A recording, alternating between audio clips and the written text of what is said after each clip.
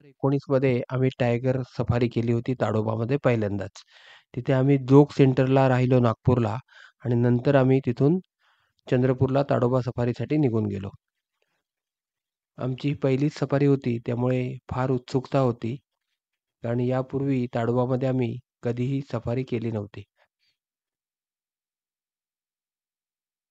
सफारीच्या सुरुवातीलाच आम्हाला इंडियन गौर म्हणजे रानगवे दिसले. रानगव्याचा कळप होता. 30 ते 35 रानगवे सुमारे तिथे होते आणि ते कळपाने फिरत होते. मी नवीनच कॅमेरा घेतलेला होता. किती येतं? डिजिटल कॅमेरा होता. जास्त वापर केला नसल्याकारणाने सवय नव्हती म्हणून त्यामुळं काही व्हिडिओ हलले म्हणजे फोटोसुद्धा तेवढे चांगले आले नव्हते. रानगव्याच्या रानगव्या पाहिल्यानंतर आम्ही पुढे निघालो. खूप छान जंगल आहे ताडोबामध्ये. बदनापूर गेटमधून आमचा हा प्रवास होता आणि वाटेत एका हट हट होतं. त्या हटमध्ये आम्ही थोडा वेळ विसावा घेतला आणि पुन्हा आमची अ, सफारी सुरू झाली. छान रस्ते होते आणि थोड्याच वेळात आम्हाला ते चाललंय. जुनाबाई या वाघिणीचं दर्शन झालं. जुनाबाई आणि तिच्याबरोबर तिचे 4 कब्ज होते. पहिल्यांदाच वाघीण आणि तिचे कब आम्ही पहिल्यांदाच पाहत होतो. खूप मस्ती चालली होती कबची सुद्धा. हो. छोटे छोटे होते. मला वाटतं 2-3, 3-4 महिन्याचे असतील ते बच्चे. 2019 ची गोष्ट आहे. बदनापूर गेटमधून आम्ही प्रवेश केला होता. ते 2019 मधले हे बच्चे आता मोठे झाले असतील, त्याच्यापैकी किती शिल्लक राहिले असतील माहीत नाही. पण त्याच्यापैकी कोणाला याच्यापैकी आठशे कोण मोठा बासष्ट झालेला आहे आणि त्याचं काय नाव नवीन असेल, 862. कोणाला माहीत असेल तर कृपया कॉमेंटमध्ये नमूद करा. 4 कप होते.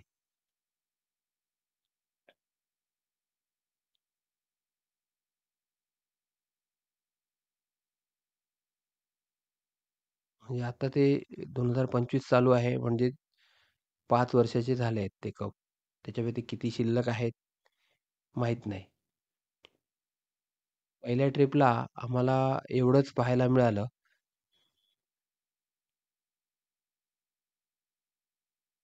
पण कब आणि जुनाबाई दिसल्यामुळं आम्ही फार उत्साहात होतो आणि त्यामुळं दुसऱ्या ट्रिपला सुद्धा काहीतरी असं छानसं बघायला मिळेल, प्राणी बघायला मिळतील या आमच्या अपेक्षेने आमची गेटला तर दुसरी ट्रिप सुरू झाली. 100% समरमध्ये भेटणार. टायगर बघितल्याशिवाय कोणी वापस जाणारच नाही.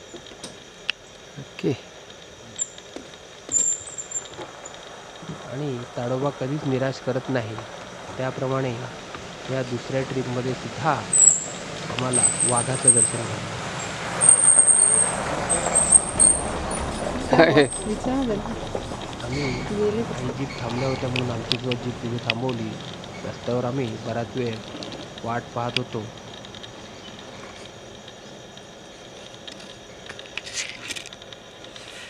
पुढील जिप्सी चालकांना अंदाज होता, की इथून वाघ आजा येणार आजा आहे. आजा आजा आजा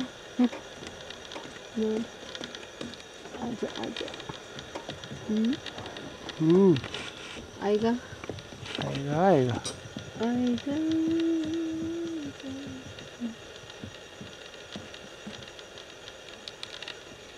जवळ 10 मिनिटं आम्ही एकाच जागी वाट पाहत उभे होतो.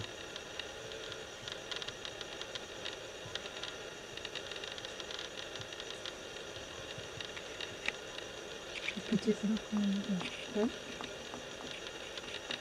पीछे से आएगा तो आणि खरोखरच वाघ त्या जंगलातून बाहेर आला. आता त्या वाघाचं नाव त्यावेळी कोणीतरी सांगितलं होतं, पण आमची नवीनच सफारी होती, पहिलीच सफारी होती. आमच्याही लक्षात राहिलं नाही. मेल टायगर होता तो.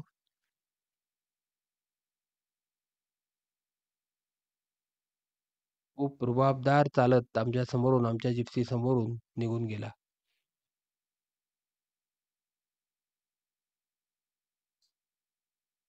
काही फोटो आणि व्हिडिओ आम्हाला घेता आला.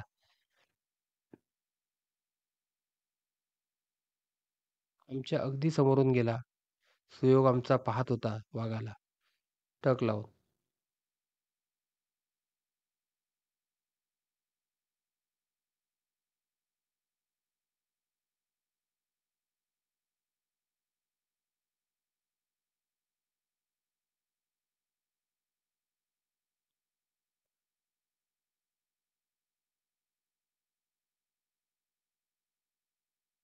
अशा प्रकारे आमची दुसरी सफारी सुद्धा सफलपणे संपली. ज्याच्यामध्ये एक मेल टायगर आम्हाला पाहायला मिळाला.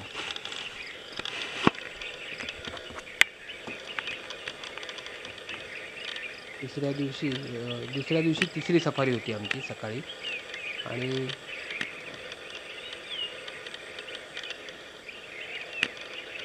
त्या सफारीत सुद्धा आम्हाला काहीतरी वाघ किंवा दुसरा प्राणी पाहायला मिळेल अशी अपेक्षा होती. पण सुरुवातीला बराच वेळ, जवळजवळ निम्मा वेळ आम्हाला काहीच दिसलं नाही आणि शेवटी एक अविस्मरणीय दृश्य दिसलं. एक लेपर्ड आपलं किल माकड होतं घेऊन तिथून चाललेला होता. किल करताना सुद्धा आवाज आम्हाला ऐकायला आला आणि किलचे छान फोटो सुद्धा आम्हाला टिपता आले. आम्ही राहिलो होतो ते मौगली रिसॉर्ट ताडोबामध्येच. खूप छान रिसॉर्ट होतं. आता ते अस्तित्वात नाही, पण त्यावेळी तिथे आम्ही पहिल्या सफारीच्या वेळी मुक्काम केला होता.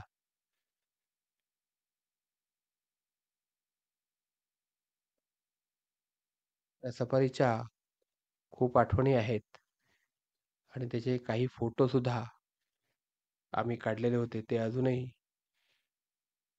पाहिल्यावर मन प्रसन्न होतं.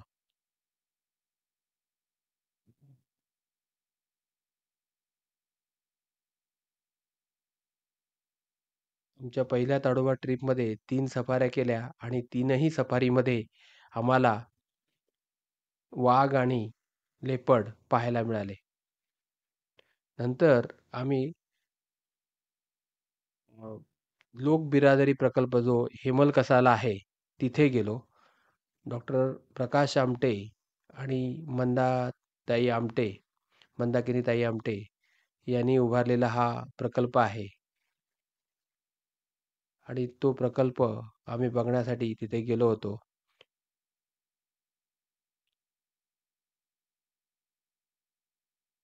सुदैवाने डॉक्टर प्रकाश आमटे आणि मंदाकिनीताई यांचं सुद्धा दर्शन आम्हाला झालं. त्यांची भेट झाली.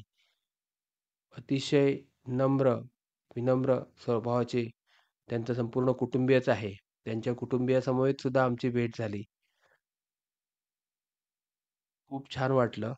तिथलं त्यांनी जे प्रोजेक्ट चालवलेले आहेत, ते प्रोजेक्ट बघून आमचं मन थक्क होऊन गेलं.